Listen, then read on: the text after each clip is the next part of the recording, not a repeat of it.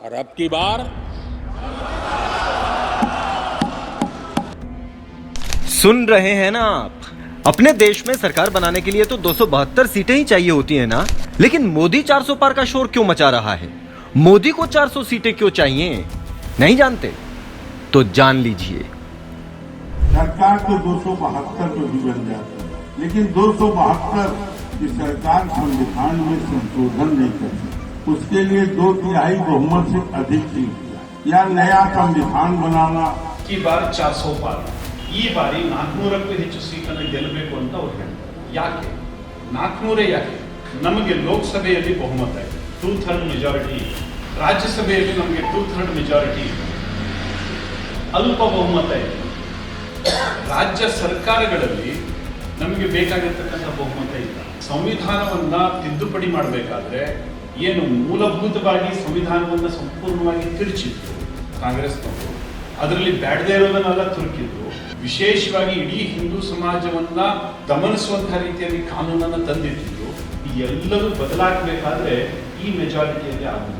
देश के हित में कई कठोर निर्णय लेने पड़ते हैं, उनके लिए हमें संवैधानिक बदलाव करने पड़ते हैं. अगर संविधान के अंदर हमें कोई बदलाव करना होता है तो आप में से कई लोग जानते हैं कि उसके लिए दोनों जो हमारे सदन है, लोकसभा और राज्यसभा, दोनों की उसके अंदर अमल चाहिए.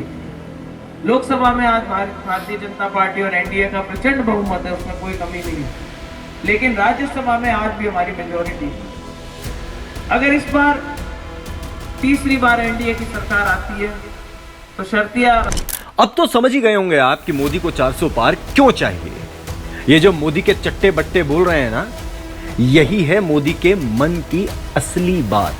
संविधान में संशोधन तो वो 272 में भी कर लेता है, जैसा वो पहले करता आया है, लेकिन मोदी बाबा साहब के संविधान को पूरी तरह से बदलना चाहता है, जिसके लिए उसे 2/3 बहुमत यानी कम से कम 363 सीटें चाहिए, ताकि वो संविधान की मूल भावना को पूरी तरह से बदल दे और अपना नया संविधान बनाए. लेकिन क्यों? ऐसा क्या लिखा है अंबेडकर जी ने संविधान की मूल भावना में जो तानाशाह मोदी को पसंद नहीं आ रहा? आइए बताते हैं आपको. बाबा साहब ने भारत का संघात्मक ढांचा बनाया था, जिसमें केंद्र और राज्यों के अपने अपने अधिकार हैं. कोई किसी के अधिकारों में दखल नहीं कर सकता. यही अधिकार मोदी छीनना चाहता है. पहले भी दिल्ली में ऐसी कोशिश मोदी कर चुका है, अध्यादेश लाकर, लेकिन मामला सुप्रीम कोर्ट में विचाराधीन है, क्योंकि दिल्ली सर्विस बिल संविधान की मूल भावना के खिलाफ है और इसी मूल भावना को वो खत्म करना चाहता है.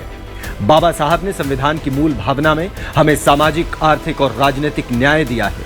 अमीर गरीब सबको कानून के सामने समानता दिलाई है.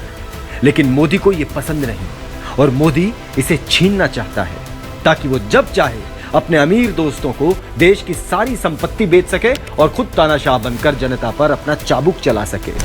और तब आप विरोध भी नहीं कर पाएंगे, अपने हक के लिए आवाज भी नहीं उठा पाएंगे, क्योंकि बाबा साहब ने संविधान की मूल भावना में हमें जो बोलने की आजादी दी है, मोदी उसे छीन लेना चाहता है, ताकि वो जितना चाहे अत्याचार करे और आप उफ भी न कर पाएं. अब सिर्फ भाषणों में बाबा साहब के नारे लगाने से कुछ नहीं होगा. अगर बाबा साहब भीमराव अंबेडकर के सिद्धांतों की रक्षा करनी है, तानाशाही को खत्म करना है और बाबा साहब के सपनों का भारत बनाना है, तो इस बार संविधान को बचाने के लिए वोट करें, लोकतंत्र को बचाने के लिए वोट करें.